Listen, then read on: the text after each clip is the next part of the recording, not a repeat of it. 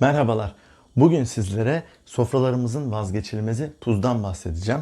Normal iyotlu akışkan tuzdan, iri tuz dediğimiz sofrada öğütme tuzdan, pembe Himalaya tuzundan ve bazı evlerde olan tuz lambalarından bahsedeceğim. Tuz insan sağlığının korunmasında çok önemli bir role sahiptir. Diyetimizdeki sodyum ve klorür iyonlarının ana kaynağıdır. Tuz %98 sodyum klorür içerdiği için de sodyum kelimesiyle aynı anlama gelmektedir. İnsanlar binlerce yıldır yiyeceklerini tatlandırmak ve korumak için tuzu kullanmaktadırlar. Tuz doğadan burada gördüğünüz gibi kaya tuzu mağaralarından veya tuz göllerinden çıkartıldıktan sonra bir takım işlemlerden sonra paketlenmektedir. Ve evlerimize paketli olarak genelde almaktayız. İyot eksikliğine yönelik tuza paketleme öncesi bir miktar iyot ilave edilebilmektedir. Bu yüzden iyotlu sofra tuzu kavramı bulunmaktadır. Yine aynı şekilde son aşamada bazı tuzlara, burada görmüş olduğunuz bu akışkan tuza topaklama önleyici bir takım kimyasallar belli bir izin ölçüsünde, belli bir limit ölçüsünde katılabilmektedir. Bu yüzden bu akışkanlık sağlanabilmektedir. Ve bu akışkanlığı sağlayan kimyasal peki nedir? Zehirli olmayan ve vücutta siyanüre parçalanmayan potasyum ferrosyanür veya silikon dioksit veya etikette bazen E kodlarıyla ürün etiketinde görülmektedir. Bu tuzlar neden konulmaktadır bu maddeler? Bu madde konulmasıyla tuzun o yapışması, birbirine yapışması engellenir. Daha böyle akışkan olması sağlanır. Yani tuzluğu salladığınızda tuzun akmasını sağlayan şey aslında o etikette görmüş olduğum potasyum ferrosyanür veya silikon dioksit gibi bir takım kimyasallardır. Öldürücü bir doz peki nedir? Kilogram başına 6400 miligram eğer maruz kalınırsa öldürücü doz oluyor. Ama tuza katılan miktar öylesine azdır ki bu 2 miligram bölü 100 gram gibi oldukça düşük değerdir. Siyanür için esas tehlike, şimdi potasyum ferrosiyanürü duyunca akla hemen siyanür geliyor ve siyanür zehirli biliyorsunuz. Ama esas siyanürdeki bu tehlike, siz eğer 20-25 adet kayısı çekirdeği tüketirseniz işte o zaman daha fazla siyanüre maruz kalmış olabiliyorsunuz. Peki bu katkıyı biraz tanıyalım. Bu katkı FDA yani Amerikan Gıda ve İlaç Dairesi tarafından yasaklanmış. O ülkelerde şu an bu maddenin tuza katılmasına izin verilmiyor. Ama bazı Avrupa ülkeleri ve biz de Türkiye'de bir miktar serbest. Belli ölçülerde bahsettiğim gibi. Bizdeki kullanım oranları çok yüksek olmasa da eğer çok fazla tuz tüketilirse maruziyet artacak ve bu da belki bir takım vücutta birikimlere yol açılabilecektir. Bir de diğer önemli konu da aslında dünyamız hızla kirleniyor ve kirlendikçe de ağır metallere olan maruziyetimiz de artabilmektedir. Ve yer altından çıkarılan bu tuz blokları da kirlenmeden nasibini yavaş yavaş almaya başlamaktadır. Ağır metal demiştik. Ağır metallerden arsenik özellikle toksik boyut sınırına yaklaşmak üzere. Doğamız çok fazla kirleniyor ve tuzlarda en çok da arsenik bu belirlenen limitin sınırına yaklaşma boyutunda. Buna belki yapacak pek bir şeyimiz yoktur. Bizler çünkü doğayı kirlettikçe o da bizden hıncını alırcasına sinsizce içimize salınıveriyor.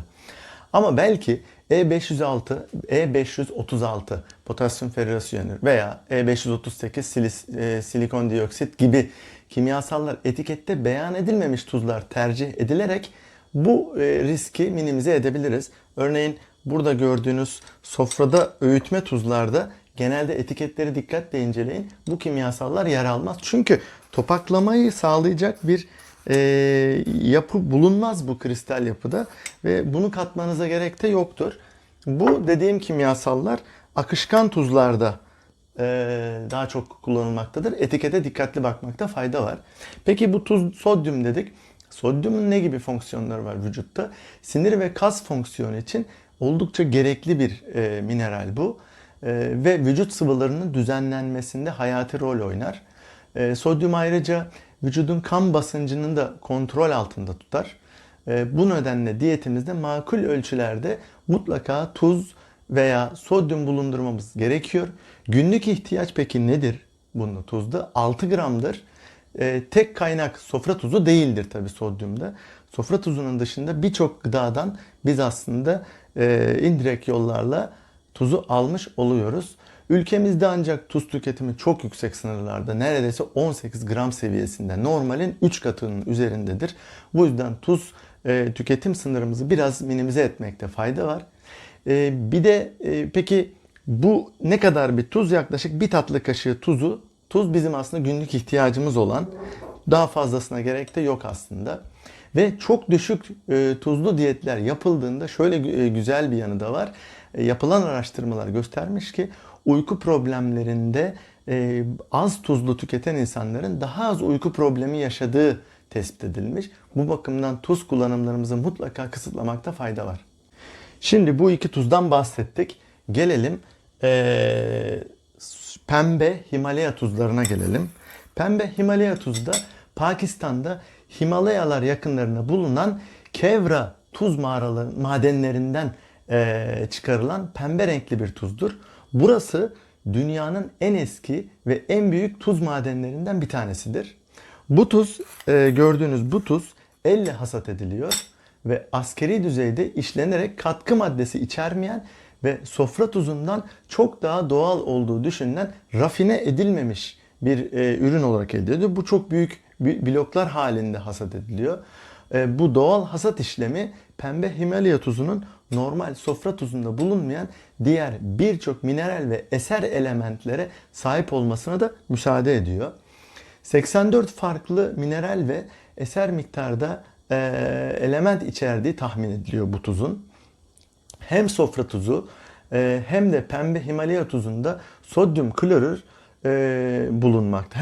Hepsinde bulunmakta sodyum klorür. Ancak bu pembe Himalaya tuzlarında sodyum ve klorür değerleri, sodyum değerleri çok daha düşük. Bunun için şurada görmüş olduğunuz tabloya bakabilirsiniz. Bu tabloda mineral karşılaştırmalarını normal sofra tuzuyla pembe Himalaya tuzu arasında görebilirsiniz. Potasyum ve kalsiyum gibi yaygın minerallerin yanında bu tuz stronsiyum ve molibden gibi önemli mineralleri de içerebilmektedir. Peki bu pembe renk nereden geliyor derseniz, bu pembe rengi veren de aslında içerisinde demir mineralinin fazla olmasından kaynaklanıyor. Demir oranı arttıkça da bu renk yoğunlaşmaktadır. Şöyle bir algıda oluşabilir. Tuz tüketerek tüm bu minerallerden faydalanabilir miyiz? Hayır, çünkü tuzu oldukça az düzeyde tüketiyoruz. O kadar az tükettiğimiz için de bütün mineralleri, günlük mineral ihtiyacımızı sadece tuzlardan karşılamamız mümkün değildir. Şimdi gelelim pembe Himalaya tuzuyla bu diğer tuzlarda sodyum karşılaştırmasına. Burada bir çay kaşığı normal rafine tuzda yaklaşık 2300 mg sodyum varken bu pembe Himalaya tuzlarında 2000 mg'dan daha az seviyede sodyum içerir. O yüzden sodyum diyeti yapanların, sodyum oranı düşük diyeti yapanların mutlaka pembe Himalaya tuzunu seçmelerinde fayda olacaktır. Birçok sağlık iddiası genellikle pembe Himalaya tuzuna bağlıdır. Ancak bu iddialarının çoğunun onları destekleyecek araştırmaların net olarak henüz tespit edilmemiştir. Yani çok da böyle mükemmel bir şey, hayatımızı kurtaran bir tuz olarak söyleyemeyeceğiz. Henüz daha netleşmedi bu konu. Gelelim tuz lambalarına. Evlerde genelde yatak odalarına konul ve pembe Himalaya tuzlarından yapılır. Bilimsel olarak tam kanıtlanmasa da havayı kirleten maddeleri ortadan kaldırdığı iddia edilir tuz lambalarının. Çok doğru mudur emin değilim. Bu lambalar işte gördüğünüz içerisinde bir ışık düzeneği var. Tuzu ısıtarak etrafa bu ortamın, havayı kirleten maddelerin ortadan yok olmasını sağladığı iddia ediliyor. Ve büyük tuz bloklarından yapılmaktadır bu görmüş olduğunuz tuz lambaları. Bu pembe Himalaya tuzları genellikle normal tuzdan çok pahalıdır. Eğer topaklama önleyici bir katkı maddesi konulmadığını düşünüyorsanız tuzunuza, etikete baktınız, bu maddeler yoksa bu tuz alınabilir. Çok daha makul fiyatlarda bu tuz daha pahalıdır. Öyle çok fazla her şeyi kurtaran bir tuz da değil dedik. pembe Himalaya tuzları için. Hem ekonomik oluşu hem de size yeteceği kadar mineral içerdiği için de şu tuzu kullanmanız, sofrada öğütme tuzlar kullanmanız yeterli olacaktır. Boşu boşuna fazla paranızı harcamaya da gerek yoktur. Bilinçli tüketici olarak alışveriş yaptığımızda zaten o ayrımı göreceğiz. Son olarak da turşu ve fermente gıda yapımında tuzun hangisi olması gerektiği konusunda tartışmalar bulunuyor. Burada önemli olan fermente gıdalarda, turşu gibi gıdalarda mikrofloranın olumsuz etkilenmemesi için kullanacağınız tuzun, örneğin iyotlu tuzsa hayır iyotlu tuzu kullanmayın.